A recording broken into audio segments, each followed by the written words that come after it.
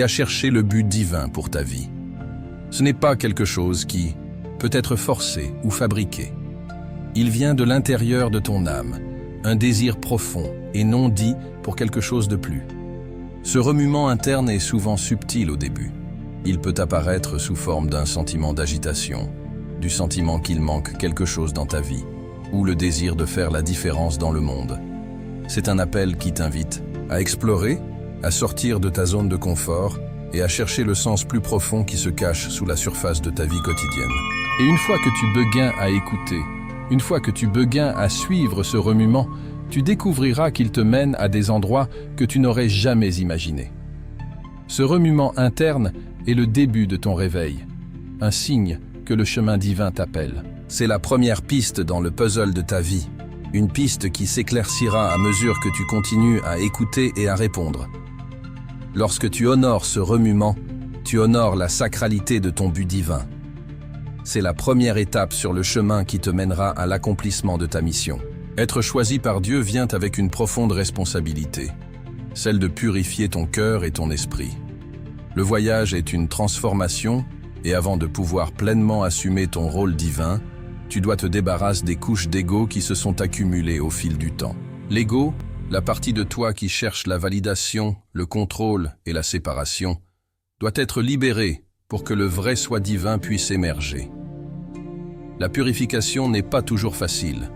Elle requiert de faire face aux parties de toi-même que tu ne veux peut-être pas voir, de faire face à tes peurs, inquiétudes et attachements qui t'ont retenu. Mais c'est une étape nécessaire dans ton voyage. Plus tu te débarrasses des couches d'ego, plus tu seras capable d'embrasser ta véritable essence, la partie de toi qui est en parfaite harmonie avec le divin.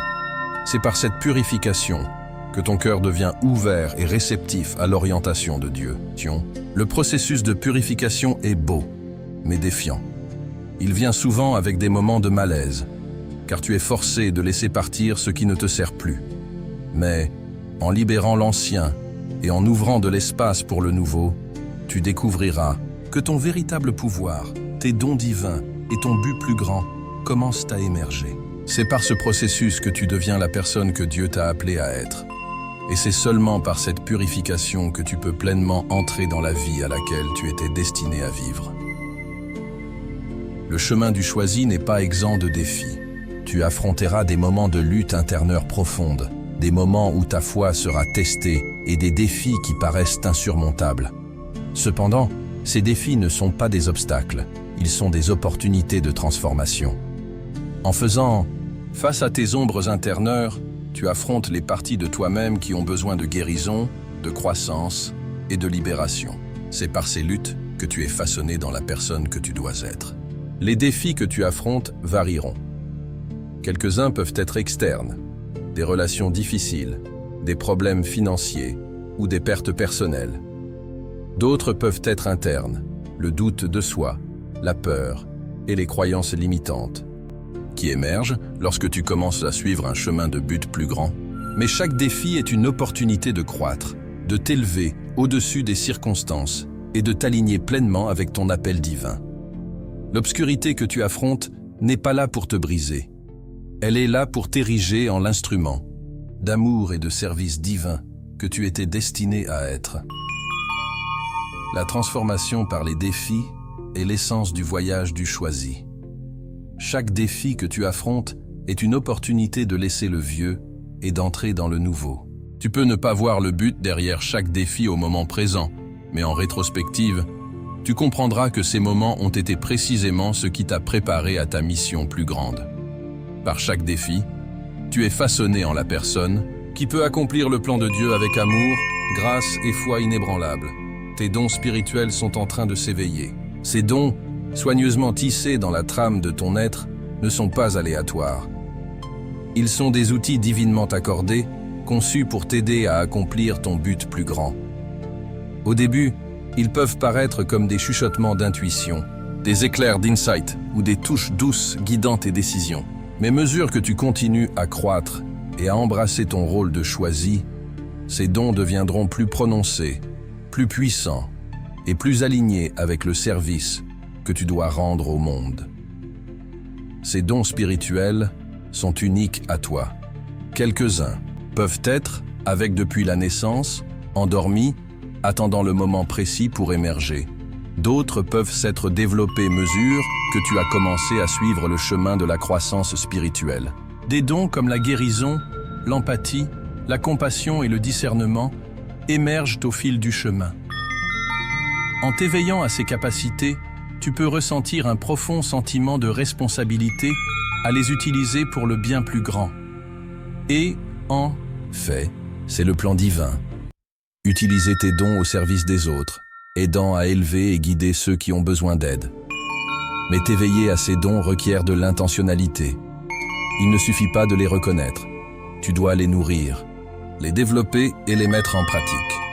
Comme un musicien doit pratiquer son instrument pour le maîtriser, tu dois affiner tes dons spirituels par la prière, la méditation, la réflexion et le service. Chaque fois que tu utilises ces dons, ils deviennent plus puissants et raffinés, devenant une source de puissance divine qui irradie dans le monde. Ces dons ne sont pas seulement pour toi, ils sont pour guider et inspirer les autres, tandis que tu marches dans ton but divin. L'un des aspects les plus profonds d'être choisi par Dieu est de comprendre le délicat équilibre entre destin et libre arbitre. D'un côté, tu es appelé à un but plus grand, une mission divine qui a été mise en mouvement bien avant ta naissance. D'un autre côté, tu n'es pas un participant passif dans ce voyage. Tu as le pouvoir de choisir, d'agir et de façonner ton chemin. Voici le paradoxe divin. Tu fais partie d'un plan plus grand, mais tes choix, ton libre arbitre, sont intégrants à l'élaboration de ce plan. Le pouvoir du destin n'est pas question du hasard dictant chacun de tes mouvements. Il s'agit d'alignement, avec une vérité supérieure qui te permet d'accomplir ton but divin. Le destin est le fil qui traverse ta vie, te tirant vers ta mission. Mais c'est par ton libre arbitre que tu prends des décisions qui donnent vie à cette mission.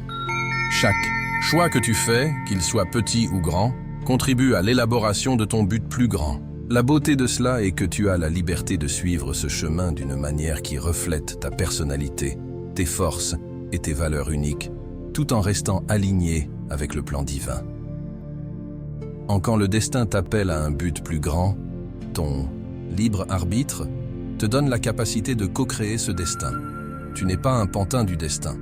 Tu es un participant actif dans l'histoire divine qui est en train d'être écrite.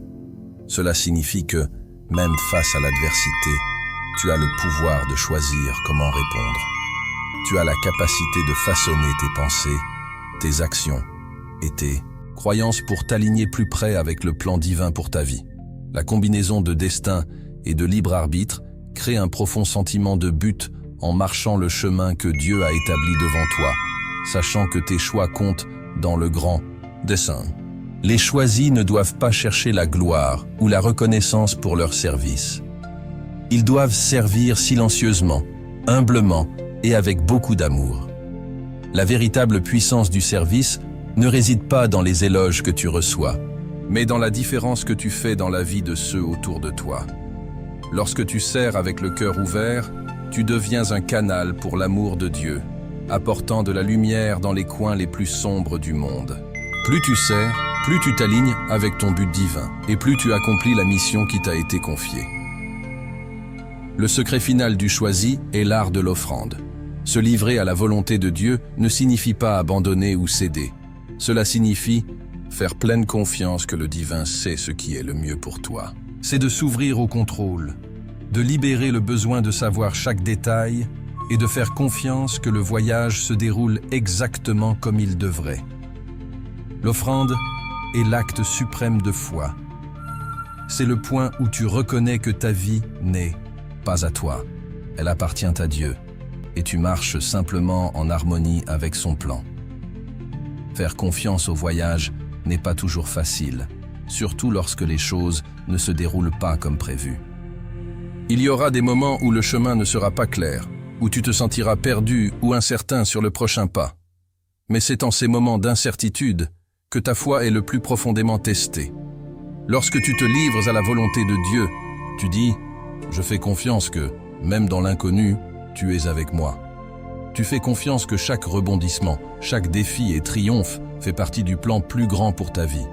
Se livrer à la volonté de Dieu apporte une paix profonde, sachant que tu n'as pas besoin de contrôler tout. Dieu est à la barre, et il te guidera à chaque pas du chemin. Se livrer ne signifie pas passivité. Cela signifie activement choisir de faire confiance à la sagesse divine qui est toujours en opération dans ta vie. C'est dans cette offrande que tu trouves la véritable liberté, paix et alignement avec ton but le plus élevé. Aime la vidéo si ta mission est d'avoir un impact positif sur le monde comme un choisi. Inscris-toi maintenant pour nous aider à atteindre 1000 inscrits et former une chaîne de lumière. Partage cet message et active la clochette pour ne pas manquer les futures orientations.